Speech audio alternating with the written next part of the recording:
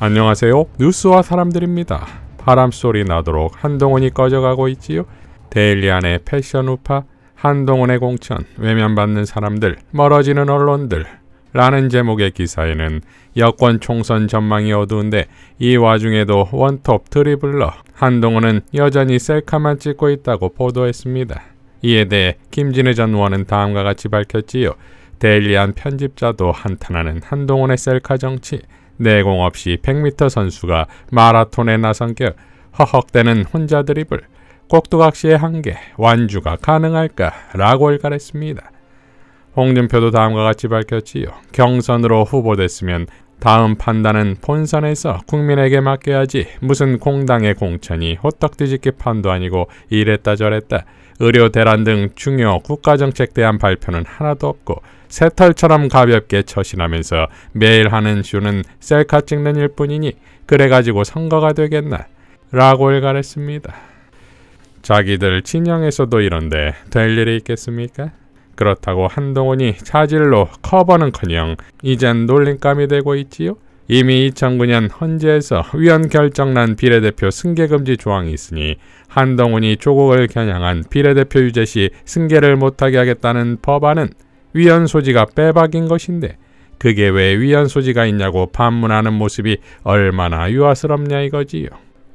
이처럼 심판과 몰락의 시간은 다가오나 해결책이 없는 것이고 그러니 윤석열 정권과 수구 언론에 뻔한 공격이 들어오는 것인데 정봉주 다음 양문석 차례를 고대했던 저들의 공작을 이재명 대표는 감탄이 절로 나는 연설로 완벽하게 끝장내버렸지요.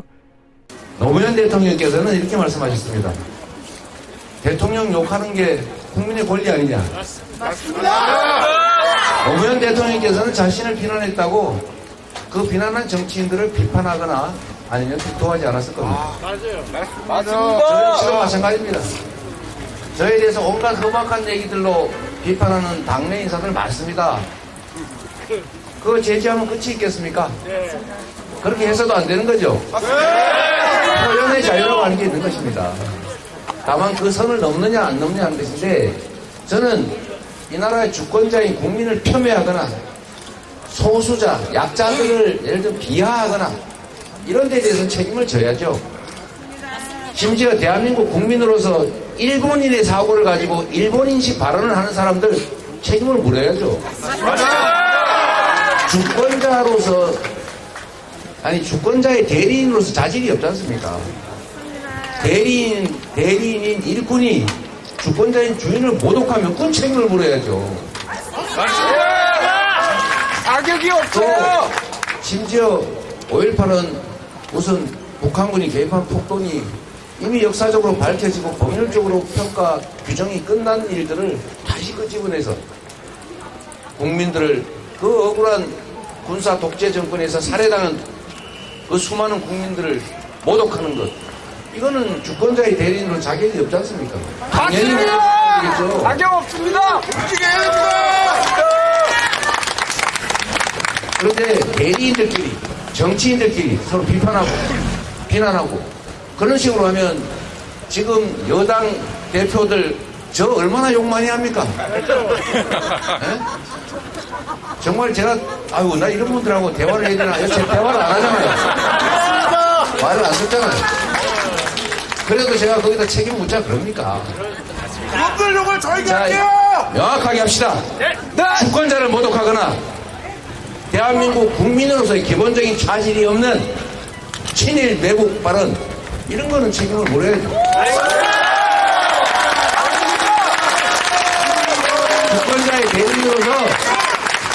주권자의 대리인으로서 누가 더 잘하나 하는 경쟁에서 아, 저 사람은 좀 문제가 있어 라고 하는 거 그거는 그런 거 가지고 제지하고 이러면 살겠습니까?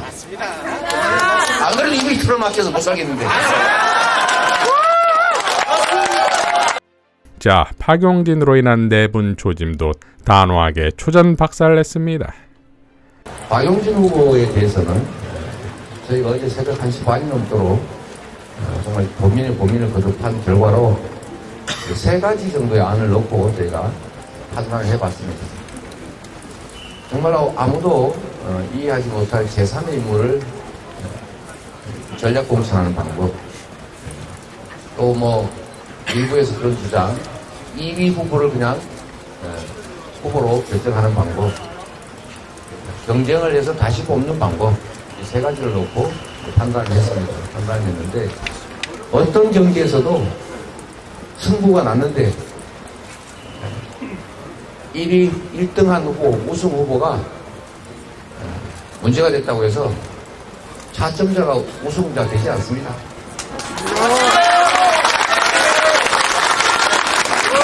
비록 선거법 위반으로 승자가 당선 무효가 돼도 차점자가 당선자 되지 않습니다. 그런 걸 묻지다.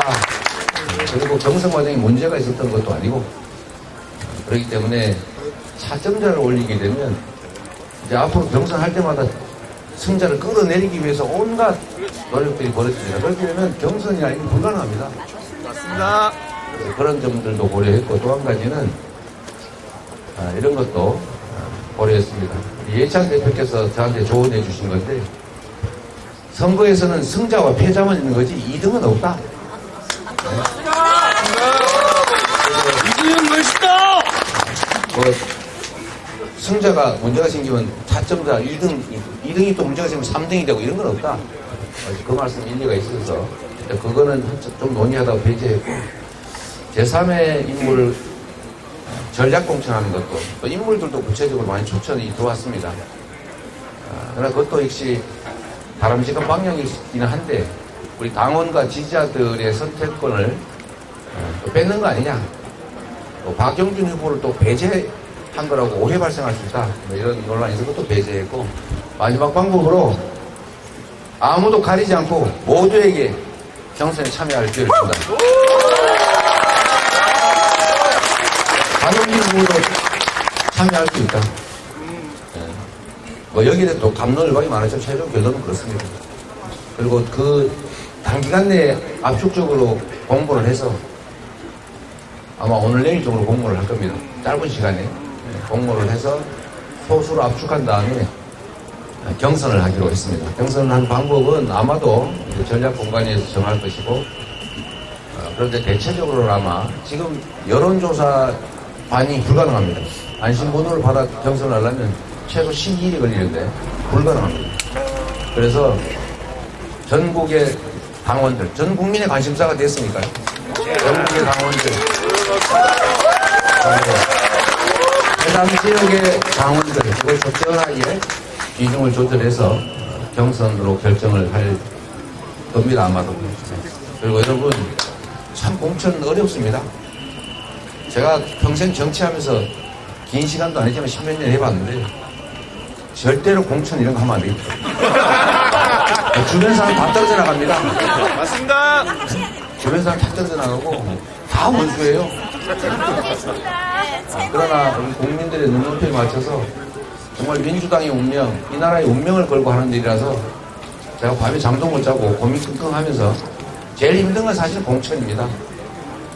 이것도 마지막 저희가 대미를 국민과 당원의 뜻에 따라 결정할 생각이니 잘 이해해 주시고 많이 참여해 주시기 바랍니다. 서버 다운 안 되게. 자, 추미애 장관에 대한 공작도 시작됐지요. 추미애 장관은 다음과 같이 밝혔습니다. 제2의 채널A 커먼 유착 정치 공작입니다. 공무상 기밀누설 및 개인정보보호법 위반 등 혐의로 관련 검사와 기자를 공수처에 고발하겠습니다. 우선 저의 아들은 소환 통보를 받은 적이 없습니다. 그런데도 선거를 불과 26일 앞둔 이 시점에 단독 추미애 아들 튀르키예 출국, 검찰 입국 시 통보 조치란 제목의 기사를 게재하고 마치 큰 죄가 있는데 해외로 도피한 것처럼 보도했습니다. 이는 4년 전 있었던 채널A 커먼 유착 사건을 다시 연상케 합니다. 채널A 기자는 검찰이 소속된 법무부가 관리하는 출입국 기록을 어떻게 알았는지 명확히 밝혀야 할 것입니다. 얼마 전 공수처로부터 출국금지된 이종섭 전 국방장관의 출국금지를 해제해 여론의 문매를 맞은 것을 물타기 하기 위한 공작임을 누구나 알 것입니다. 그러나 저 추미애는 아시다시피 이러한 일에 조금 더 흔들림이 없습니다. 윤석열 검찰 독재 정권이 망가뜨려 놓은 대한민국을 다시 살려내겠습니다. 국민들이 대한민국을 다시 자랑스럽게 생각하도록 만들어내겠습니다. 라고 포효했습니다. 자, 한국경제가 단독이라며 내보낸 도봉가반인데 안기령 엉뚱한 곳서 선거운동 뒷말 라는 기사도 빵 터졌지요. 그러니까 자신의 선거구가 아닌 곳에서 선거운동을 했다는 것인데 이에 대해 안기령은 다음과 같이 밝혔지요.